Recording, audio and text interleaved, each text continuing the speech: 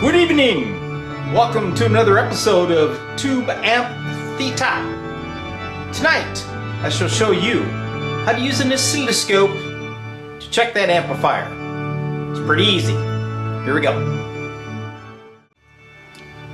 So let's quickly review what's required for this task. First, the amplifier under test. Second, an oscilloscope. Third, an audio generator. And fourth, a dummy load. In this case, this is a non-inductive 8 ohm load made by Dayton Audio. Who'd figure, eh? And then what I do is I solder it direct to a 1/4 inch phono jack, which plugs into the amp. Alright, so you might have noticed in the background I have some other equipment. There's a couple pieces here that are not required for this task. However, there's one that I use for every presentation that D-Lab puts on. So let's pan across. I'll show you the most important thing that you need in your shop. So to the right, I have a Heathkit regulated high voltage power supply, which I use for amplifier repair and checkout. Then we've got the D-Lab audio test set. And then over here, what do we have? It looks like a little D-Lab brain juice, and I bet you, if I take this glass, bet you know what that's for. Alright, so here we go. Let's check out this amp, alright? So first thing, plug your dummy load into the 8 ohm jack on your amp.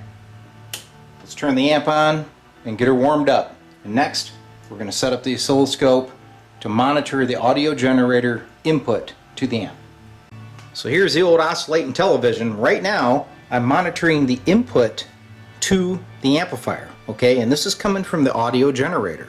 I've got the generator set at approximately 1 kilohertz. Then I take my amplitude, and I'm going to go for about 150 millivolts. In this case, I'm at 50 millivolts per division, so 3 divisions. Now that we have our input level set to 150 millivolts, I'm going to move the scope from the input over to the output, okay? Now when you do this, pay very close attention. Make sure that you put the negative lead of your scope to the negative lead of the chassis. If you don't, you can short out the output of your amplifier. Alright? We're also going to crank up the scope. Let's go to about 2 volts a division. Next, we'll turn up the gain and take a look at the output on the scope. Alright, so we're ready to check the output. You have an 8 ohm dummy load on here simulating a speaker, so you won't hurt your amp, okay? We have an input from the audio generator simulating a guitar input. So now I'm going to bring up the gain and watch the scope. Boom, there it is. That's the output coming off of your amplifier. Now if you watch, I can vary the frequency. So you can do, different frequency levels if you'd like. I normally do my testing at 1 kilohertz.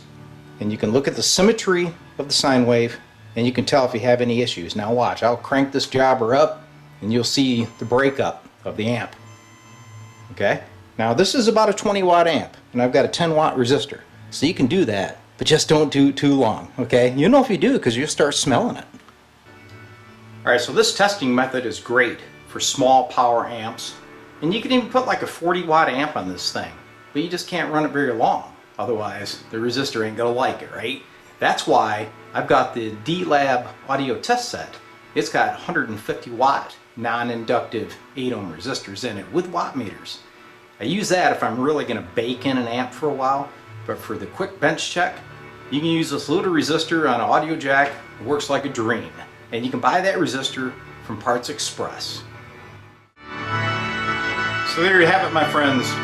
Another free tech tip and another free episode of Tube Amp Theta.